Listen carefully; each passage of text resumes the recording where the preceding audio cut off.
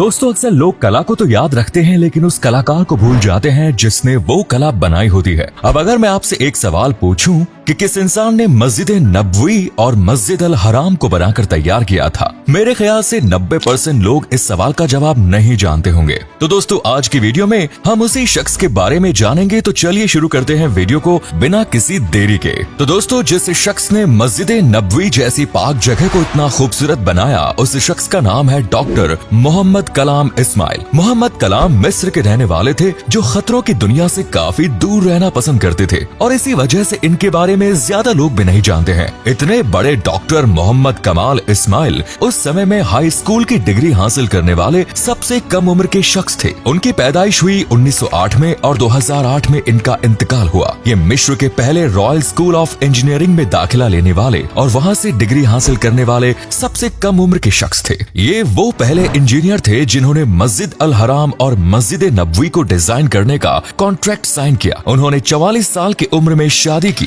उनकी बीवी ने एक बेटे को जन्म दिया और उनकी बीवी का इंतकाल हो गया। इसके बाद वो अकेले रहे और मौत तक अपना पूरा वक्त अल्लाह की इबादत में लगाते रहे। उन्होंने 100 साल की उम्र पाई और पूरे 100 सालों में उन्होंने मीडिया, अखबार और बहुत सारी सुर्खियों से गुमनाम रहकर 2 मस्जिदों की खिदमत में उन्होंने वक्त गुजारा। अब ये सोचने वाली बात है कि इन दोनों मस्जिदों को बनाने का काम अल्लाह ताला ने सिर्फ मोहम्मद कमाल इस्माइल को ही क्यों दिया? तो दोस्तों कुछ ऐसी बातें हैं जिनके बिना पर अल्लाह ताला ने इस मुबारक काम को डॉक्टर मोहम्मद कौल इस्माइल से ही करवाया। दोस्तों मस्जिद अल हराम और मस्जिद नबवी में बिछाए गए मार्बल की एक बड़ी दिलचस्प कहानी है जिसे सुनकर आपका ईमान ताजा हो जाएगा। जिन पत्थरों का इस्तेमाल मस्जिद नबवी को बनाने में किया गया है वो काफी नायाब है, जो पूरी दुनिया में सिर्फ ग्रीस के छोटे से पहाड़ में मौजूद है और इसकी हैसियत ये है कि ये गर्मी में भी जमीन को ठंडा रखता है। डॉक्टर कमाल सफर करके ग्रीस पहुँचे और हरम के लिए तकरीबन आधा पहाड़ खरीदने का कॉन्ट्रैक्ट साइन किया। कॉन्ट्रैक्ट साइन करके वो वापस मक्का लौटे और सफेद पत्थर भी आ गया और हरम शरीफ में पत्थर को लगाया गया। जब हरम शरीफ की तामीर पूरी हुई तो सऊदी किंग ने डॉक्टर कमाल को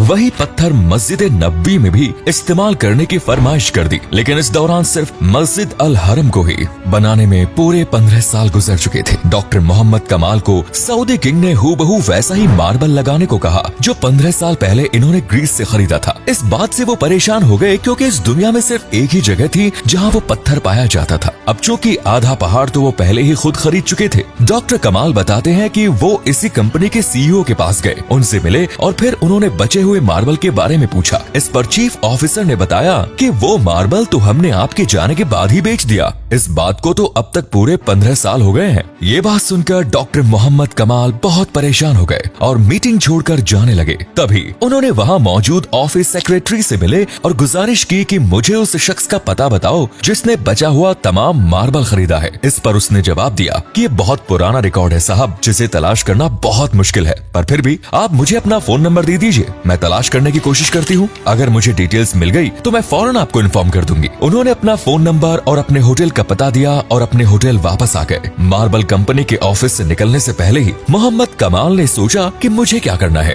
किसी ने भी खरीदा हो अल्लाह खुद ही बंदोबस्त कर देगा इंशाअल्लाह। फिर अगले दिन एयरपोर्ट पर जाने से कुछ घंटे पहले उन्हें एक फोन आया कि मुझे मार्बल के खरीदार का पता मिल गया है। डॉक्टर मोहम्मद कमाल ये सुनकर बहुत खुश हुए, लेकिन साथ ही साथ उन्हें ये भी डर था कि इतना लंबा अरसा गुजरने के बाद इस खरीदार से मुलाकात हो पाएगी या नहीं। वो ऑफिस पहुँचे तो सेक्रेटरी ने मार्बल खरीद कर कंपनी का पता बताया। जब डॉक्टर कमाल ने वो पता देखा तो उनका दिल कुछ देर के लिए धड़कना भूल गया। फिर उन्होंने जोर से सांस ली क्योंकि वो कंपनी जिसने मार्बल खरीदा था वो एक सऊदी कंपनी थी। डॉक्टर कमाल ने तुरंत सऊदी की फ्लाइट पकड़ी और उसी दिन वो सऊदी पहुंच गए और सीधा उस मार्बल खरीदने वाली कंपनी के पास गए और जाते ही मालिक से मिलके पूछा कि जो मार्बल आपने ग्रीस से खरीदा था उसका आपने क्या किया? तो उसने जवाब दिया कि मुझे कुछ याद नहीं। उसने अपने स्टोर डिपार्टमेंट से बात करवा दी और उनसे पूछा कि वो सफेद मार्बल जो ग्रीस से मंगवाया था वो कहाँ है? तो स्टोर वालों ने कहा कि वो सारा का सारा मार्बल मौजूद है और इसको कभी भी इस्तेमाल ही नहीं किया। ये सब सुनकर डॉक्टर मोहम्मद कमाल इस्माइल एक बच्चे की तरह रोने लगे और कंपनी के मालिक को पूरी कहानी सुनाई।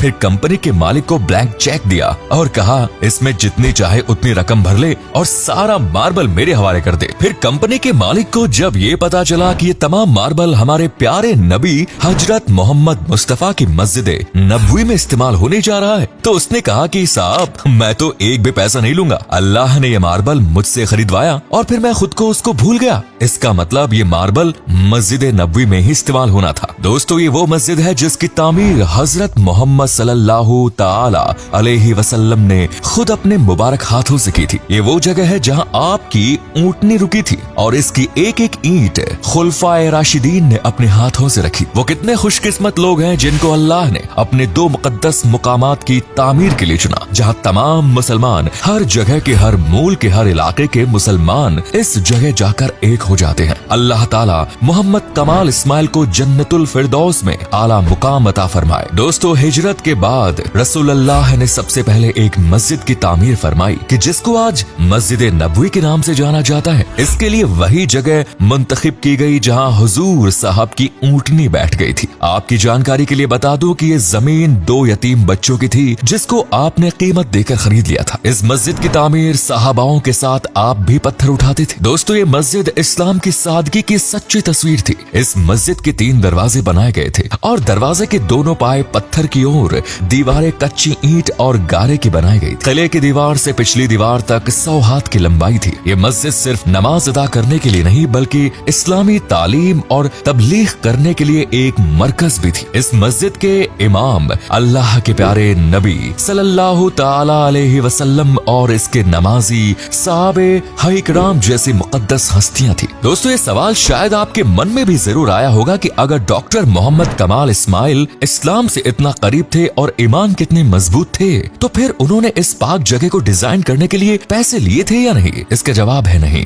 किंग फहद की तमाम कोशिशों के बावजूद इन्होंने अपनी इंजीनियरिंग डिजाइन और आर्किटेक्चर निगरानी के लिए एक पैसा भी लेने से इनकार कर दिया था। पैसे लेने से मना करते हुए उन्होंने किंग फहद से कहा मुझे इन 2 मुकद्दस मस्जिदों में काम करने के लिए पैसे क्यों लेने चाहिए? अगर मैं ऐसा करता हूँ तो मैं आखिरत में अल्लाह ताला को क्या मुंह दिखाऊंगा? मुझे दुनिया के साथ साथ आखिरत को भी ध्यान में रखना है। इसीलिए उन्होंने एक पैसा भी अपने काम में नहीं लिया। आपको शायद पता न हो लेकिन उस समय मस्जिद नबवी और मस्जिद अल हराम बनाने में कई बिलियन डॉलर लगे थे। अगर डॉक्टर इस्माइल चाहते तो इसमें करोड़ों रुपयों का फायदा कर सकते थे, लेकिन मजबूत ईमान होने की वजह से उन्होंने एक पैसा भी लेना इनकार कर दिया।